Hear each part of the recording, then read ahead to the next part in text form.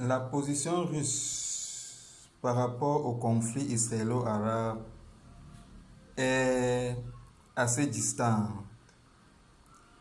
et amène à s'interroger sur la sincérité de la diplomatie russe par rapport à son soutien à ses alliés stratégiques.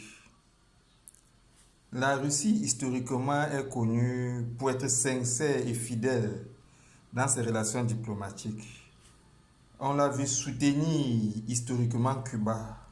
Et si Cuba existe jusqu'aujourd'hui, c'est grâce à la sincérité de la diplomatie russe. Pareil pour la Corée du Nord, qui a exprimé, envers qui la Russie a exprimé une sincérité dans les relations internationales.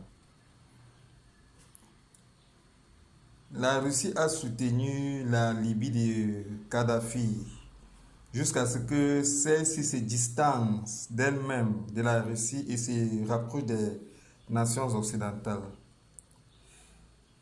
Ce qui a causé sa perte. Alors on se pose la question, qu'est-ce qui explique le fait que cette fidélité traditionnelle de la diplomatie russe semble s'atténuer au Proche-Orient? Et pourquoi est-ce que la solidarité de la Russie envers les pays arabes s'atténue-t-elle? Bien, cette explication, l'explication de cette froideur de la diplomatie russe par rapport aux États arabes dans le contexte du conflit israélo-arabe vient d'abord de ce que le conflit israélo-arabe a une coloration religieuse. C'est un conflit dont les fondements sont des positions stratégiques purement égoïstes des nations, mais dont la coloration est religieuse en vue de manipuler l'opinion publique internationale. Or, la Russie, dans sa composante sociale, a une forte communauté juive et musulmane.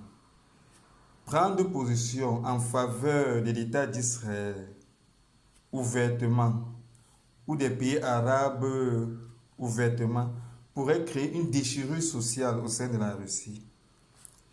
Secondairement, la diplomatie russe est une diplomatie en miroir.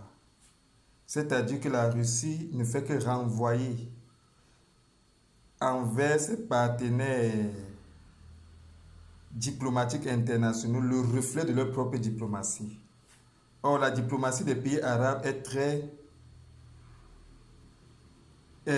duplicatif et assez égoïste, fondé sur une sorte de ruse et de trahison.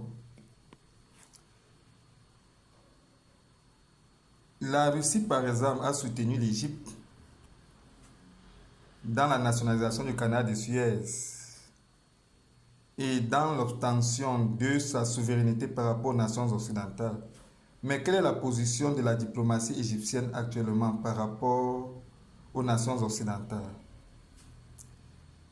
L'Égypte permet aux nations occidentales d'exploiter les ressources énergétiques stratégiques des eaux maritimes égyptiennes, proches du canal de Suez. La Russie a par exemple soutenu l'Algérie dans son processus d'autodétermination. Mais quelle est la position de la diplomatie algérienne aujourd'hui par rapport aux nations occidentales? L'Algérie est une projection stratégique de la domination économique occidentale vers le Sahel contre les pays musulmans, alors que lorsque elle exprime son hostilité envers l'État d'Israël, l'argument qu'on met en avant, c'est l'argument religieux. L'Algérie se présente dans ce contexte ici comme étant en croisade islamique contre le monde dit judéo-chrétien.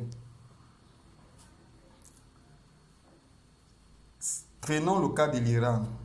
qu'on présente comme étant la nation phare qui défend les pays arabes. L'Iran parraine l'État islamique, qui est un groupe terroriste qui exploite les ressources énergétiques de l'Irak et de l'Est de la Syrie pour le compte des États-Unis. L'Iran est au Proche-Orient ce que le Rwanda est dans la région des Grands Lacs. Le Rwanda parraine le M23, qui est un groupe terroriste qui exploite les ressources énergétiques de la RD Congo pour le compte des nations occidentales. C'est ce que l'Iran fait au Proche-Orient. Le régime actuel en Iran, qui a remplacé le Shah d'Iran, a été installé par Ayatollah Khomeini, qui est venu de la France, où il était en exil. C'est de là qu'il a renversé le Shah d'Iran, qui avait des penchants à cette époque-là pro-soviétiques. Et il a pris le pouvoir à la place du Shah d'Iran. Depuis là, sa proximité discrète avec les nations occidentales est très établie. L'affichage d'un rapprochement entre l'Iran et la Russie n'est qu'une poudre aux yeux visant à manipuler l'opinion publique internationale. L'Iran est plus proche des nations occidentales qu'on le pense. Et ces dernières sont à l'initiative du programme nucléaire iranien. Même si lorsque l'État d'Israël s'y oppose, on voit une hypocrisie diplomatique des nations occidentales qui vont condamner ce qu'ils ne peuvent pas soutenir officiellement, à savoir le développement de l'arme nucléaire iranienne contre le gré de l'État d'Israël. Et donc ce que fait les nations occidentales, c'est officiellement soutenir ceux contre lesquels ils ne peuvent s'y opposer.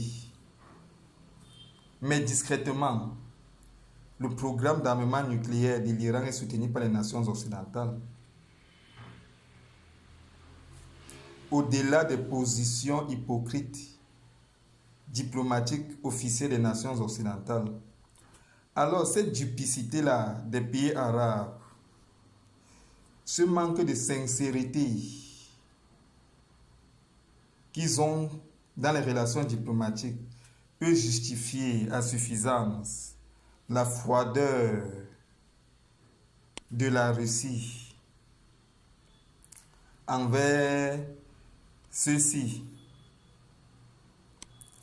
La diplomatie russe envers les pays arabes ne peut pas afficher la même sincérité ni exprimer la même sincérité qu'elle a envers la Corée du Nord, envers le Venezuela, envers les pays de l'AES, envers les pays sincères sur le plan diplomatique. La Russie exprime la même sincérité. Mais envers les nations duplicatives et hypocrites sur le plan des relations internationales, la Russie ne leur renvoie que le reflet de leur propre diplomatie.